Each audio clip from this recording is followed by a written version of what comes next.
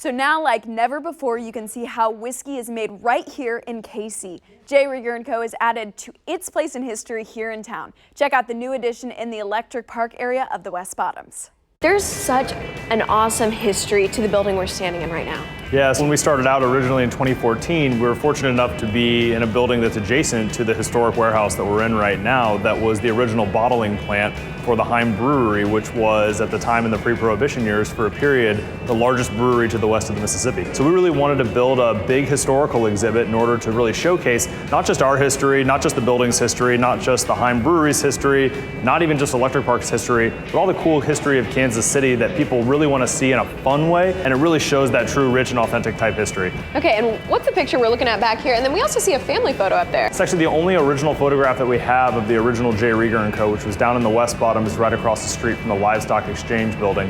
So it was in such high resolution, we felt we wouldn't do it justice by posting it as just a small photograph, and we really wanted to make it something that was a true feature. And then all throughout the space, everything is just all about the family history, and so that's the way it was, that's the way it was started, and that's what it's all about with the family business. It's something that we want to showcase, we want everyone to really get to know. Let's take a look around the rest of the place. Absolutely. Rieger is known for whiskey and gin, and this helps tell that story. One of the things that we wanted to do here is really educate people and teach them and show them what actually makes gin gin. So we actually have these more or less interactive buckets that people can see the 5 botanicals that we add to our gin. People can feel the consistency and actually know what they're like rather than just hearing the words all the time. You know, we look around at this awesome lounge and it's a great place to get a cocktail. The Monogram Lounge up here, we're gonna be opening it every morning at 9 a.m. and so really it's the main feature for guests to come in and really enjoy themselves, whether it's grab a cup of coffee and some breakfast quiche and work on your laptop, or come for lunch when you just want to get away from the office, or if you want to come down after work, have happy hour, have dinner, stay all night, whatever it may be. This is really our feature bar that is open 7 days a week, really serving all 3 big meals of the day. And you can even overlook production, which is very cool. Even though it's called the Monogram Lounge, we wanted to ensure that people know where they're at. And so being able to look through the glass, even sit on bar seating overlooking the production floor, it's a really cool way for people to get to interact with the actual distillery without having to physically be a part of it. So you can grab some food and also practice your shuffleboard skills. Sure, it's a work environment, sure, it's a socialing environment, but being able to get to do something that actually is interactive, everyone always has a better time when you get to do things like that. And let's say that you wanted to change the energy and have a cocktail in a different scene. And so the Hey Hey Club, completely different than the Monogram Lounge. It's our version of a jazz social club, and it plays again to the history of an old bar back in the 1930s, which was the Hey Hey Club as well on Cherry Street. And so the vibe in there is very, very 1930s gangster-esque, basement down below, wood paneling on walls, sconces, old pictures and old frames, fireplace, big overstuffed couches, booths. So very, very comfortable and something that, as you can see, is very different than the Monogram Lounge. Well, right now they make 4 spirits: Rieger KC Whiskey, Rieger's Midwestern Dry Gin, Vodka, and Cafe Amaro. In just a few minutes, we'll walk through the distilling process. Welcome back to Better Kansas City. So if you've ever wondered how whiskey is made at Rieger & Co, there's an interactive tour just for that. Master Distiller Nathan Perry shows us how it's done. So there's a lot of debate out there about what's the difference between bourbon and whiskey, and what exactly do you guys make in here? So we make three different types of whiskey, one of which is a bourbon. So bourbon is whiskey, and that's like kind of the overarching category that contains whiskey, contains bourbon, and then also rye, and then we have a light corn whiskey that we make right here. And it starts with this 2,500 gallon mash tun. Yeah. So what is in it? So right now we have a mixture of essentially hot water and grain, and then what's going to go on in there is you're going to convert all the starches in that grain into sugar that the yeast can eat and turn into alcohol, which is kind of what we're going for. Okay, so after this, it's going to go into our fermenter. It's going to ferment for 5 to 7 days. In there, it's going to go from this kind of sweet, sugary liquid to an alcoholic porridge, if you will. And then from there, it's going to actually go up into our column still, and that's where we're going to strip the alcohol off of it. We'll do that run, and then next day, we'll run it again in our second still. So this is our original still, and it's kind of cool. You can see the difference. That's 4 years of running, and this is brand new. And so over time, that's going to develop this really cool patina, and it's going to look like it's been used like that one.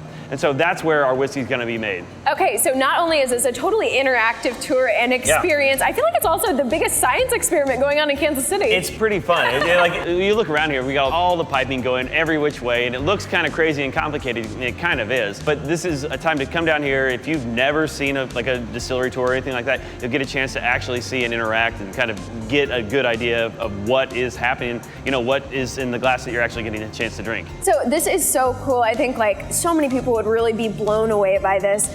You've actually been the master distiller here since 2014. So how long did it sort of take the process to get the whiskey just right, to get all these different liquors just right? So it's a kind of a combined effort. We've got some really good people on our team. There's Steve Olson, one of our partners, and then we've got Tom Nickel.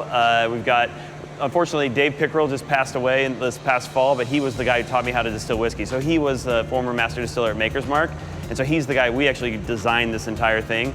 And so working with all of them and generally try to get all the smartest people you can talk to, and then try to come up with the best answer to all the different problems we can come up with. And then part of the reason for this whole build out was to increase tourism and then also to increase production? Yeah, so one of the big things, we definitely had to increase our production. We were kind of up against a wall with that, so we knew we needed to do that. We also saw this as a really good idea to bring people down to this neighborhood and utilize this. It's a really beautiful old building, and so you get to come in here and do something that really, like, nobody has, like a historic exhibit like this that ties in the history of this neighborhood of Kansas City with the brand, since the brand was originally founded in 1887. So it's kind of a cool way to kind of tie it all together. And after that, the whiskey is stored in a new American oak barrel, and right now J. Rieger does not sell a bourbon that has to be 51% corn. That actually will be ready after it's aged for a couple years. In the next half an hour, they mix up a refreshing summer cocktail. So history is now on display at J. Rieger & Co. with the new distillery tour. Beverage director Andrew Olson shows us one of the new creations that you can sip on in the Monogram room after your tour. Well, besides whiskey, one of the other spirits distilled here is vodka, and from that you've actually come up with the Comer cocktail. Yeah, so the Comer is a drink that had some inspiration from my time spent out in Boston, out in Cape Cod. There's a bar called the Beachcomber, and so that's kind of where they come up with the Cape Codder, which is a vodka cranberry. So this one's got cranberry, pineapple cordial, lime, and vodka, shaken over some crushed ice with a couple pineapple leaves on top to make it look nice and pretty. Well, that sounds perfect for summertime. Yeah, it's really refreshing. It's something that, people are familiar with the drink that's called the Bay Breeze, and so this is the Bay Breeze is a riff off of the Cape Codder, and so this is our kind of rendition of that. Okay, and that's actually the cranberry that's going in there? Yeah, so that's cranberry pineapple cordial. That's got a little bit of red wine, some hard spices to kind of give it a little depth, and it helps to make it really, really pretty. So. Okay, and why did you think that these flavors paired well off each other? It's kind of classic, refreshing, beachside drinks, and with, Missouri weather and stuff like that, it's a little bit toasty. But super easy, so we use a little bit of crushed ice, and then we're able to just pour it right into the glass, and you can see how pretty that pink color is that we get from the cranberry juice. That is so beautiful. If you just take these two pineapple leaves, and we'll just stick them on the side of the glass. Okay, just see, I get to help with one thing. That's right, yes. right down the back. Back? Like, perfect. Okay. Awesome. Yeah, there it is. That looks so beautiful. Well, some spaces in the 60,000 square foot facility can be used for events, and next summer they will open up their patio as well.